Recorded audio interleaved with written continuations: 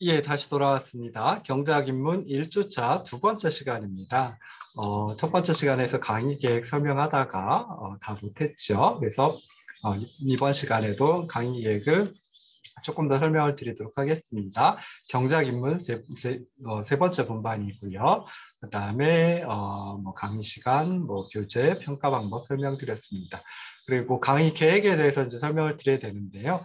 먼저 1주차 9월 2일, 3일 요때는 이제 강의 및 교재 소개를 하려고 합니다. 물론 것 외에도 조금 더 시간을 나가야죠. 우리가 오프라인 강의에서 만났다라고 하면 그러면 이제 강의 및 교재 소개하고 일주를 넘기게 되는데요. 경작이란 무엇인지 그 경작의 이해, 경작의 기본 원리에 대해서 1주차에서 조금 더 설명을 드릴 겁니다. 2주차에서도 마찬가지로 이제 경작의 기본 원리에 대해서 설명을 드리려고 하고 있습니다. 그래서 경작의 기본 원리도 나오고요. 그다음에 경작 방법론에 대해서 이제 설명을 드리고요. 자, 이것은 이제 이중근 이창용 교수님 교재에서는 1장, 2장, 그래서 L1, L2 해가지고 나왔고요. 그 다음에 맹큐의 경제학 교재에서는 M1, M2 해가지고 마찬가지로 1장과 2장에서 다루는 부분입니다. 그래서 교재를 꼭 구입을 해야 되느냐? 교재를 구입을 하시면 좋죠. 근데 굳이 뭐 교재를 꼭 구입을 하지 않는다라고 해가지고 뭐 손해볼 건 없습니다. 이게 좀 이상하긴 하는데요. 그래서 지금 보시다시피 경작입문 강의안 해가지고 나와 있는 것처럼요. 강의안을 만들어가지고 여러분들한테 이제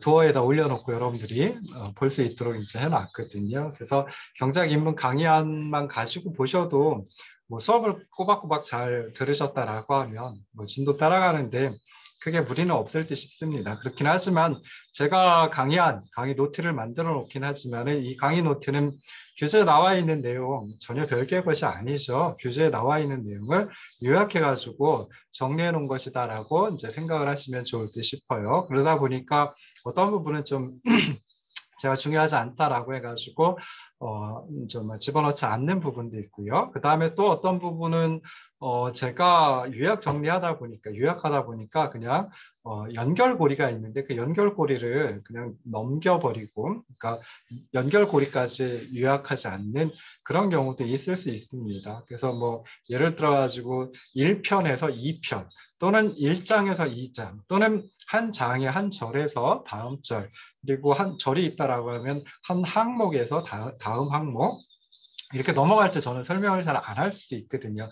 물론 강의에서는 설명을 합니다. 그렇지만은 강의 노트, 강의 안에는 없을 수 있습니다. 근데 그런 것들을 교재를 보시면은 그런 부분들이 이제 많이 잘 연결되도록 그 교재에 이제 써져 있겠죠. 그래서 교재를 구입해가지고 보시는 게 그래도 경제학이니까 이 두 가지 교재 중에 하나는 가지고 하는 게 이제 좋겠다라는 생각이 듭니다. 자, 3주차서부터 시작해가지고 7주차, 뭐 모르겠습니다. 8주차까지 나갈 수도 있는데요. 수요 공급 이론, 미시경제학 부분인 수요 공급 이론에 대해서 살펴보려고 합니다. 그래서 수요와 공급, 그리고 시장의 균형, 그리고 이제 여기서 이제 탄력성이라고 하는 것도 살펴보고요. 그다음에 시장의 효율성, 그러니까 이렇게 그 시장의 균형 상태는 효율적인 상태이다, 자원 배분이 효율적인 상태이다라고 하는 거, 요거 설명하는 게 이제 중간시험 2점 범위이다라고 생각을 하시면 좋을 듯 싶습니다. 그다음에 중간시험은 10월 29일 날 치르도록 하겠습니다. 그래서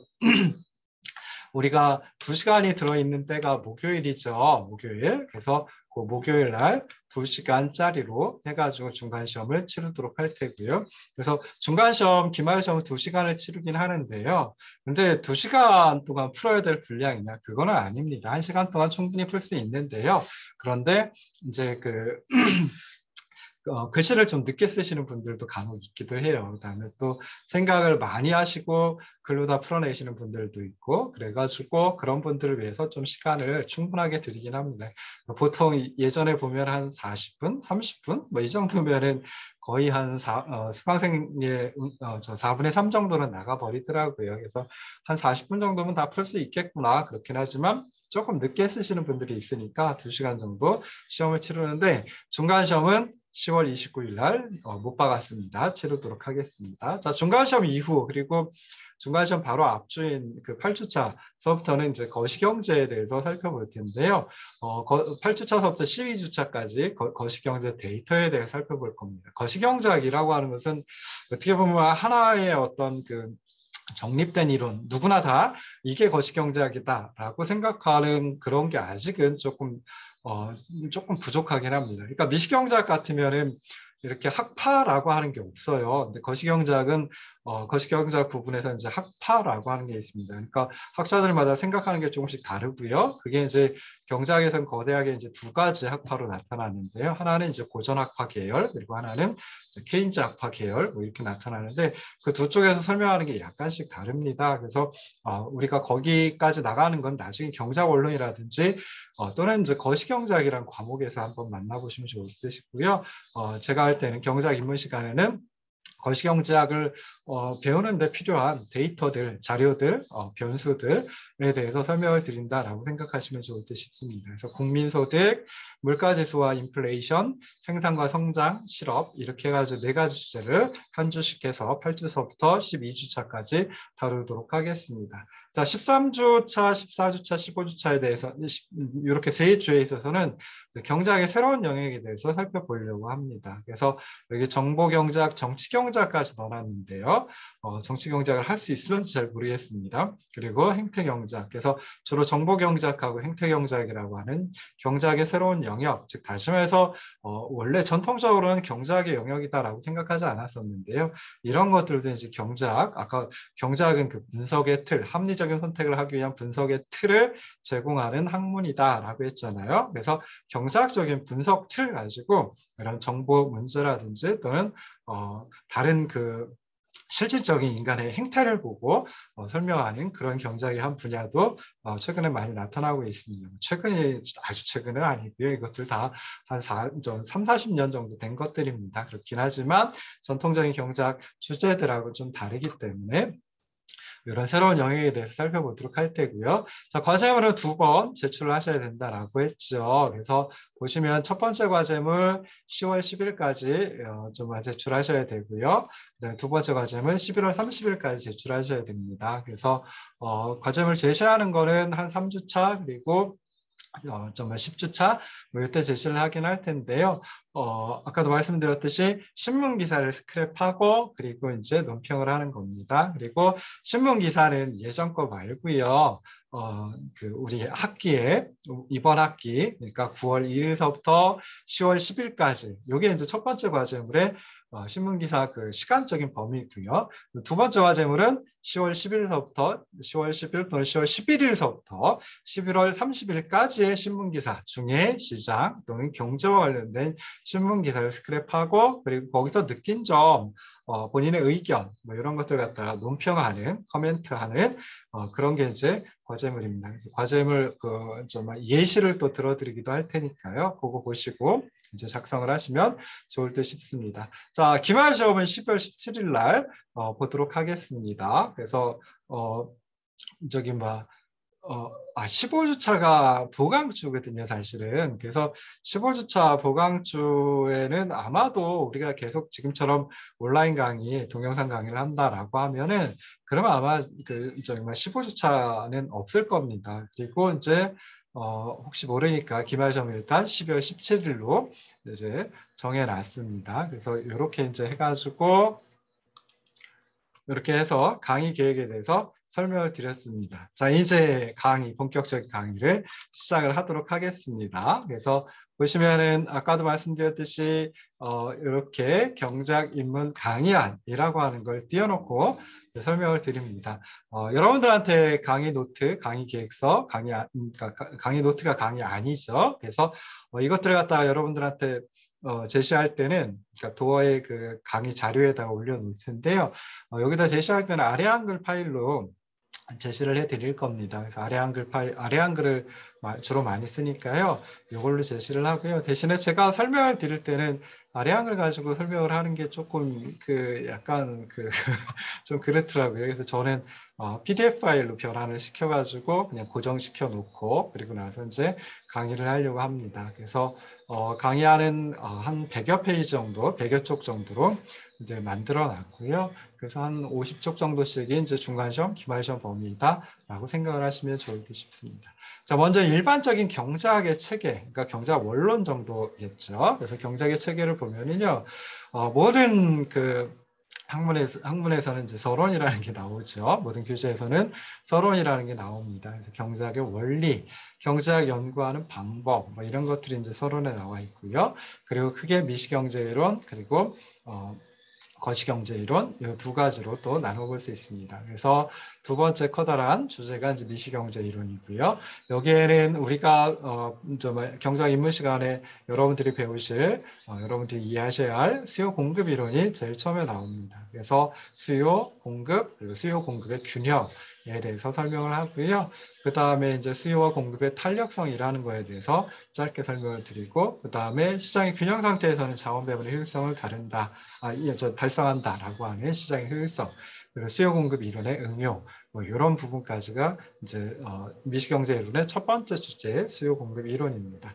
두 번째 주제는 이제 소비자 이론입니다. 그래서 소비자 즉 시장의 수요 측면에 참여하는 소비자들은 어떻게 선택을 할까라고 하는 걸 이제 무차별 곡선 이론이라는 무차별 곡선을 통해서 이제 살펴봅니다 주로. 그래서 이게 소비자 이론이고요. 그 다음에 미시경제 이론의 세 번째 주제는 이제 생산자 이론입니다. 그러니까 생산 활동을 담당하는 주체는 기업인데요. 기업은 어떻게 생산 활동을 하고 그때 이제 중요하게 생산 비용이라고 하는 게 또 중요한데 어떻게 생산 비용을 줄이려고 하는지 뭐 이런 것들에 대해서 살펴봅니다. 자, 그리고 이제 생산자의 선택이 시장의 공급이라고 하는 커다란 힘으로 표출이 돼 있죠. 그리고 나서 이제 시장의 수요와 공급 그걸 다루는 게 수요 공급 이론이다라고 얘기를 했고요.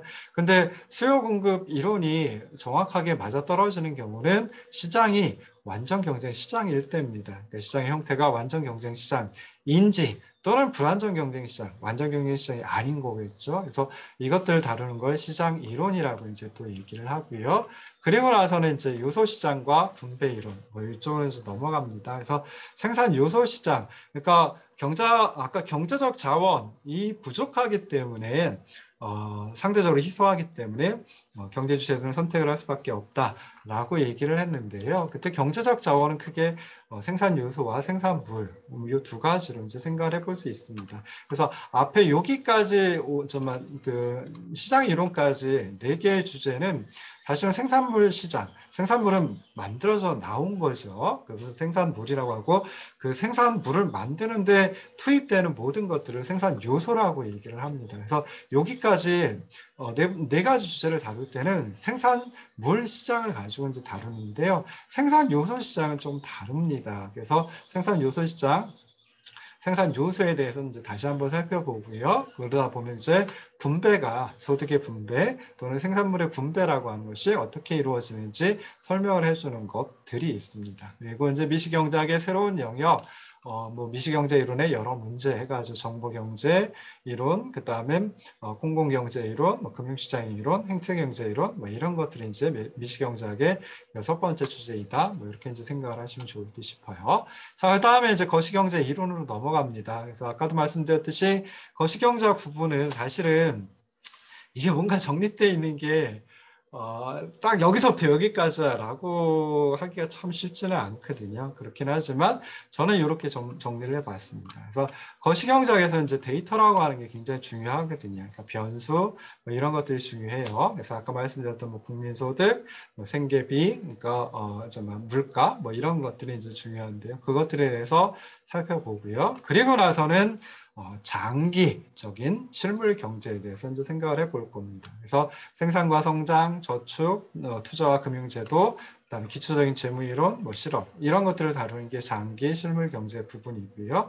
그 다음에 이제 화폐와 물가의 장기적인 관계 해가지고 화폐 제도, 통화 제도 그리고 통화량이라고 하는 것하고 인플레이션은 어떤 관계를 가지고 있는지 이걸 장기적인 측면에 살펴봅니다. 그러니까 거시경제 이론의 두 번째 주제 그리고 세 번째 주제는 장기를 주로 다룬다라고 생각을 하시면 되고요. 그 다음에 마지막 주제가 이제 단기에 있어서 경제 전체의 어떤 변동에 대해서 살펴볼 겁니다. 그래서 총수요와 총공급, 그리고 통화정책, 재정정책의 효과, 인플레이션과 실업의 단기에 있어서의 상충 관계에 대해서 이제 살펴보고요.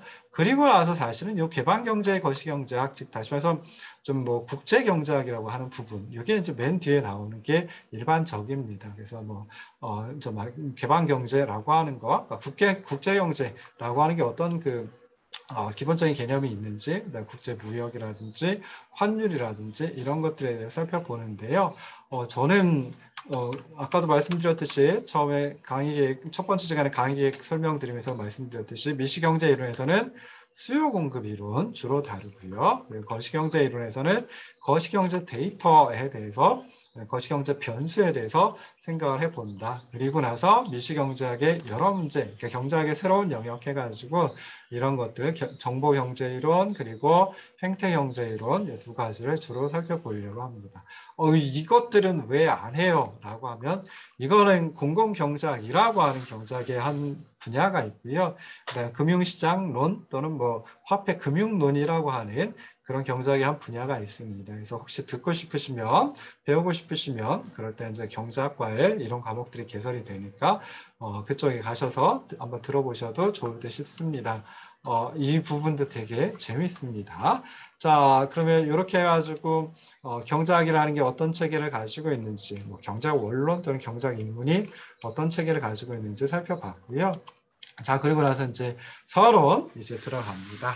자, 경제학의 기본 원리라고 하는 거. 그러니까 경제학을 관통하고 있는 그런 기본적인 여러 가지 원리가 있습니다. 근데 그것을 갖다가 이제 서멜슨이라고 하는 학자가 정리를 해본 적이 있고요. 그리고 또 이제 맨큐라는 학자가 또 정리를 했습니다. 그래서 서멜슨은 경제학의 어떤 기본 원리 또는 경제학의 기본 원리보다는 경제학에서 풀어야 될 경제 문제 해가지고 한 세 가지로 제시를 했고요. 맨큐라는 학자는 이제 경제학의 10대 기본 원리 해가지고 10가지 기본 원리를 제시를 했습니다. 그래서 지금은 이제 맨큐의 경제학이라고 하는 규제를 굉장히 많이 사용을 하고 있는데요. 맨큐의 경제학이 나오기 전까지는 사무엘슨의 경제학 원론이라는 교재가 경제학의 어떤 바이블이라고 얘기를 많이 했었습니다. 맨큐라고 하는 학자는 경제학 원론 교재를 써가지고 굉장히 좀 아마 부자가 되셨을 거예요. 뭐 전용 제트기도 있다라고 하는 얘기도 들어본 적이 있는데요. 근데 사무엘슨의 경제학 원론은 사실 사무엘슨을 아주 그렇게까지 큰 부자로 만들어 놓지 못했습니다.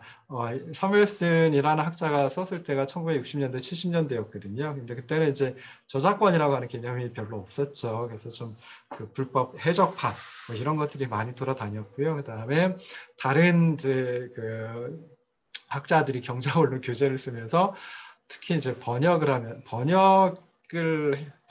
건데 그걸 자기 이름 붙여서 저서로 이제 했던 적도 많이 있습니다. 그래서 모르겠어요. 근데 어찌됐든 두 분의 사무엘슨의 세 가지 경제 문제 그리고 맨큐라는 학자의 경제학의 10대 기본 원리에 대해서 이제 살펴볼 건데요.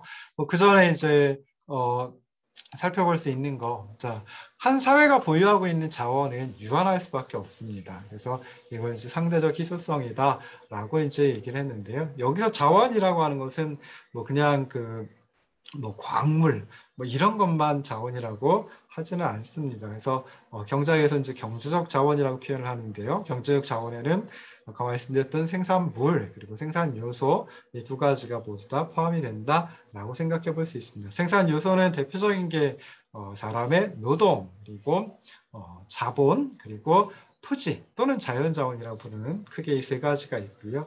네, 생산물은 또 이제 두 가지로 구분을 해볼 수 있습니다. 그래서 재화와 서비스라고 하는 게 있는데요. 재화와 서비스 이 두 가지 생산물을 나누는 그 재화와 서비스로 나눌 때 재화는 손으로 만질 수 있는 것, 서비스는 손으로 만질 수 없는 생산물이라고 이제 생각을 하시면 좋을 듯 싶습니다. 그래서 뭐 제가 지금 쓰고 있는 안경이라든지 여기 하고 있는 시계라든지 이런 건 손으로 좀 만질 수가 있죠. 그래서 재화라고 얘기를 하고요. 그다음에 제가 지금 하고 있는 여러분들한테 제시하고 있는 제가 제시하는 건 아니죠.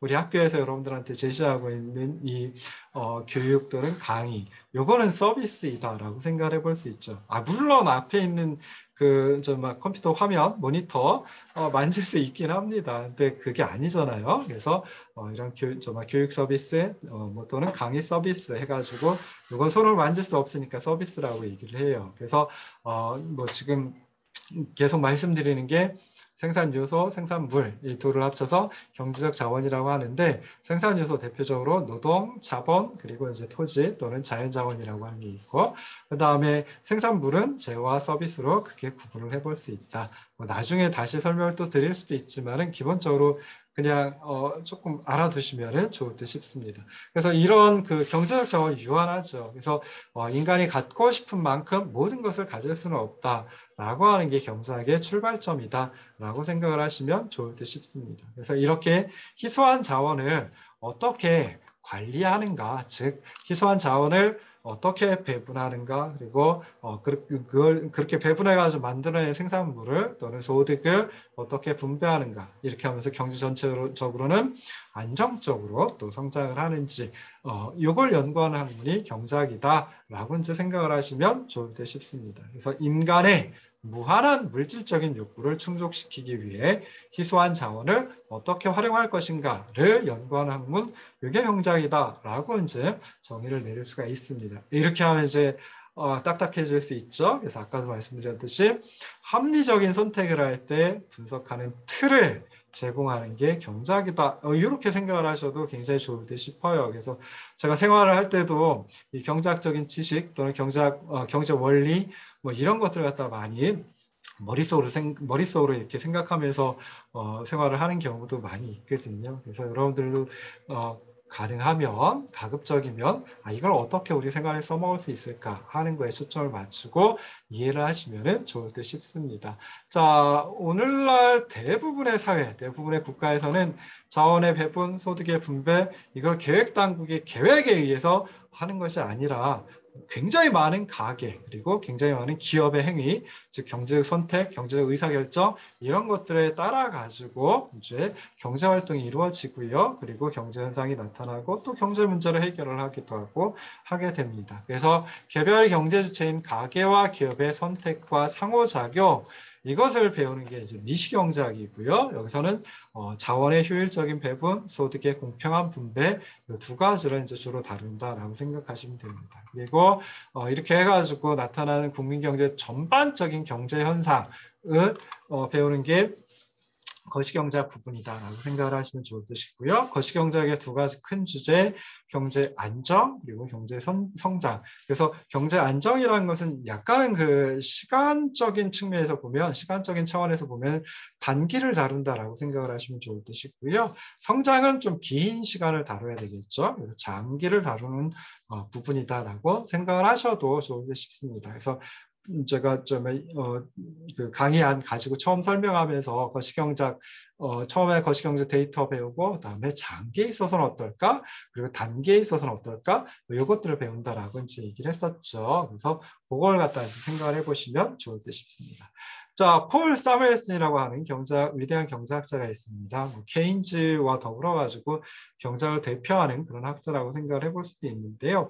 자, 이 폴 사무엘슨은 경제 문제를 다음과 같은 세 가지 또는 네 가지로 이제 설명을 했습니다. 첫 번째는 무엇을 얼마나 생산할 것인가 해가지고 어떤 생산물을 만들어낼까 그리고 얼만큼 만들어낼까 이게 첫 번째 경제가 풀어야 될 문제이다라고 생각을 했습니다. 그래서 한정된 자원을 가지고 어떤 재화, 어떤 서비스를 얼마나 생산할 것인가 선택하는 문제 이게 첫 번째로 풀어야 될 문제이다라고 얘기를 했습니다. 이걸 이제 두 가지로 나눠 가지고 무엇을 생산할 것인가 얼마나 생산할 것인가 뭐 이렇게 나눌 수도 있는데요. 근데 무엇을 얼마나 생산할 것인가 뭐 이렇게 이제 질문을 던지고 이거에 대한 원론적인 답변. 그러니까 누구나 할 수 있는 그렇지만 참 구체적으로 풀어내기는 어렵겠죠. 그래서 경제 주체들이 진정으로 원하는 재화와 서비스를 경제 주체들이 원하는 만큼 생산하는 것, 그게 바로 답이다라고 생각을 해볼 수 있습니다. 참 진정으로 원하는 재화 서비스가 무엇인지 그리고 얼마만큼인지 이걸 찾는 게 쉽지는 않겠죠. 자, 두 번째는 이제 어떤 방법으로 생산할 것인가라고 하는 문제입니다. 그래서 생산하기로 결정한 재화 서비스가 있어요. 좀 전에 첫 번째 문제에서 무엇을 얼마나 해가지고 답을 찾았다라고 하면 좀 무엇을 얼마나 생산할 것이냐, 그 다음에는 어떤 방법으로 생산할 것이냐를 선택하는 문제가 두 번째 문제입니다. 이것에 대한 답도 쉽게 낼 수가 있죠. 정말 생산을 할 때는 당연히 여러 가지 생산 요소를 투입을 해야 됩니다. 생산 과정에 여러 가지 생산 요소를 투입해서 생산물을 만들어낼 수가 있는데요. 생산 요소를 투입하기 위해서는 생산 요소를 먼저 구입을 해야 되겠죠. 근데 그 생산 요소를 구입할 때 들어가는 거 이게 이제 바로 비용이다라고 생각해 볼 수 있어요. 그럼 이런 비용들을 갖다가 덜 들이는, 덜 소유하는 그런 방법으로 생산을 하는 것이 답이다라고 또 생각을 해볼 수 있습니다. 참 원론적인 답은 쉽게 낼 수가 있는데요. 그 비용을 덜 들이는 방법이 무엇인지 이걸 생각하는 것은 좀 쉽지는 않을 듯 싶습니다. 구체적으로. 자, 세 번째는 누구를 위하여 생산할 것인가 라고 하는 것입니다. 그래서 제 기억에 누구를 위하여 정은 울리나 뭐 이런 소설도 있었던 듯 싶은데요. 뭐 비슷하게 누구를 위하여 생산할 것이냐. 자, 무엇을 얼마나 생산하고 어떤 방법으로 생산할 것이냐라고 하면 그렇게 해서 생산물을 만들어냈어요. 그럼 이 생산물을 누구한테 나누어 줄 것이냐. 이게 바로 누구를 위하여 생산할 것인가라고 하는 문제입니다. 그래서 생산된 재화 서비스를 누구에게 얼마큼 나누어 줄 것인가를 선택하는 문제. 즉 다시 말해서 분배, 생산물을 누구에게 나누어 주냐, 분배와 관련된 게 세 번째 문제, 사무엘 스님 제시한 세 번째 경제 문제이다 라고 생각을 하시면 좋을 듯 싶습니다. 자, 그러면은 누구를 위하여 생산할 것인가에 대한 답은 원하는 사람에게 원하는 재화 서비스를 원하는 만큼 나누어 주면 이게 공평하다.